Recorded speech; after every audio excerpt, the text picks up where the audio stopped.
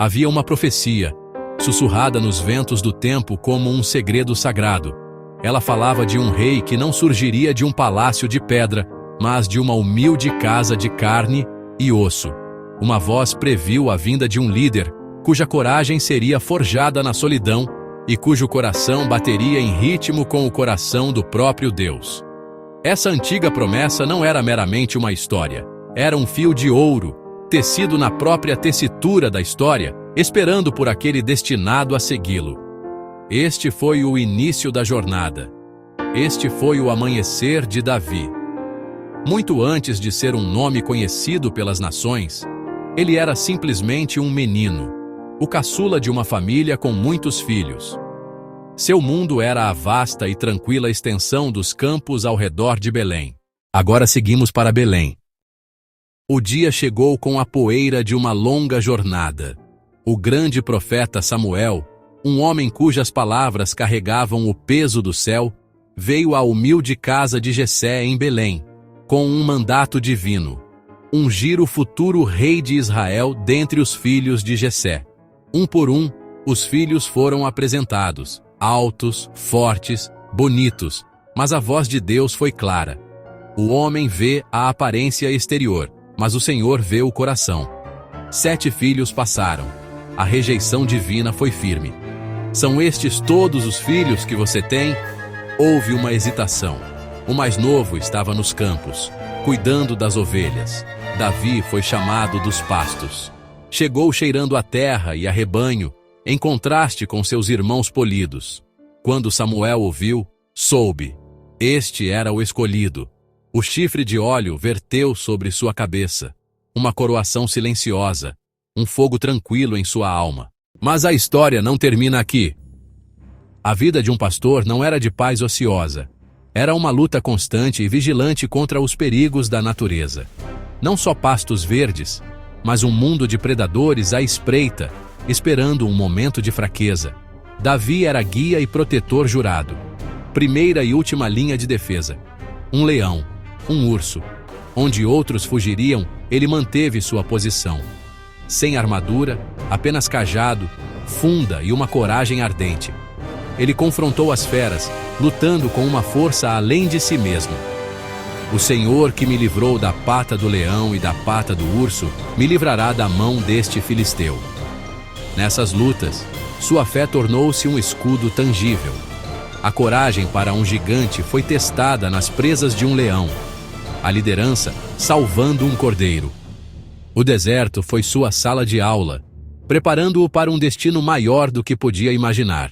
E então, algo extraordinário aconteceu. No vale de Elá, 2 exércitos se enfrentavam, presos num impasse de medo. Entre eles, uma sombra aterrorizante. Seu nome era Golias, o campeão de Gate, uma montanha de músculos e bronze. Por 40 dias, seu desafio ecoou pelo vale. Foi nessa cena que Davi chegou, enviado por seu pai. Ele ouviu o escárnio e algo se agitou. Não medo, mas uma raiva justa. Rejeitou a armadura do rei. Sua armadura era sua fé. Com um cajado, funda e 5 pedras do riacho, caminhou para o vale. Você vem a mim com espada, com lança e com dardo, mas eu venho a você em nome do Senhor Todo-Poderoso. Então, o momento chegou. A pedra voou, atingiu a testa, a montanha tremeu e caiu. O gigante estava morto. E um pastor tornou-se herói de Israel. Agora um novo capítulo se abre. Saul matou seus milhares, Davi seus 10 milhares, doce ao povo, veneno ao rei. O mentor passou a ver um rival crescendo no coração da nação. A lança foi apenas o começo.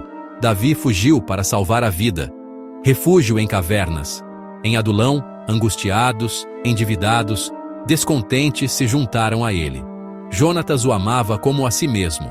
Arriscou tudo, reafirmando seu pacto de lealdade. 2 vezes teve a chance de matá-lo e recusou. Não tocaria no ungido do Senhor. Nas fendas da rocha, derramou medo, solidão e esperança nas cordas. O Senhor é a minha rocha, a minha fortaleza e o meu libertador. Salmo 18. O Senhor é a minha luz e a minha salvação. De quem terei medo? Salmo 27. Orações de um fugitivo que, apesar de tudo, ainda cria. Era um rei à espera. Depois dessas batalhas, veja o que veio. O trágico fim de Saul e Jonatas em Gilboa abriu um capítulo doloroso. Ele chorou por um rei que o caçou e por um amigo que o salvou. Primeiro Judá em Hebrom. Depois, todas as tribos o ungiram rei.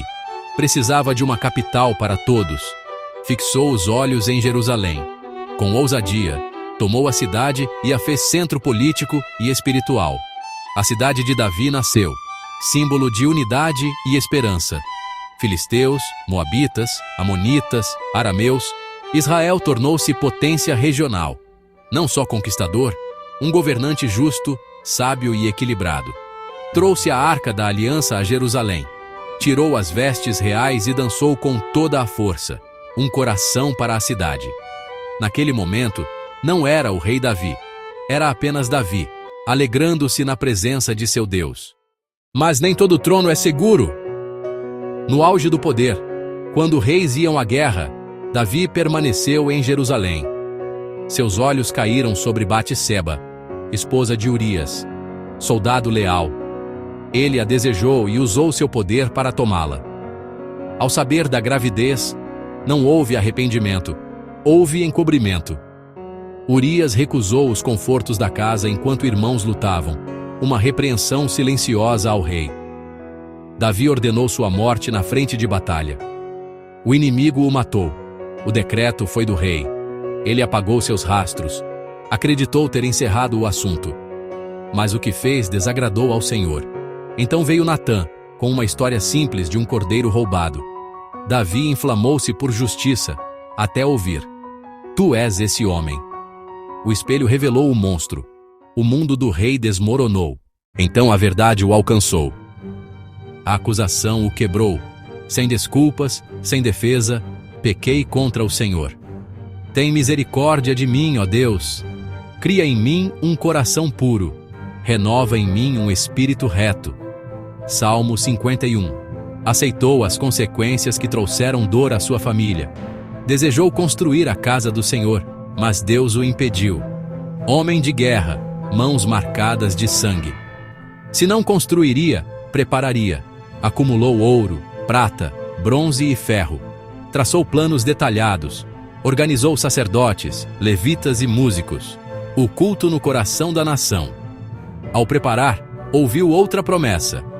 Sua casa, seu reino e seu trono seriam estabelecidos para sempre. A promessa messiânica brilhou como farol, apontando para um rei eterno de sua linhagem. Por fim, o legado permanece. A história de Davi não termina com seu último suspiro. Ela transcende o túmulo. Ecoa pelos corredores da história como uma profecia viva. Morte não como fim, mas transição. O menino pastor que se tornou matador de gigantes. O foragido que se tornou rei. O pecador que se tornou penitente. Seu legado gravado no DNA espiritual de um povo. A promessa de um trono eterno. Uma luz que guiou séculos de escuridão e exílio. Nas melodias de seus salmos ouvimos vitória, traição, injustiça, paz e o clamor por perdão. Um guerreiro com um coração de poeta. Um rei com a humildade de um pastor. Um espelho para a humanidade. Prova de que Deus escolhe o inesperado. Olha além do exterior polido para o potencial interior. Unge o filho mais novo dos pastos. E o unge para um propósito que mudará o mundo. Usa nossas vitórias e nossos fracassos.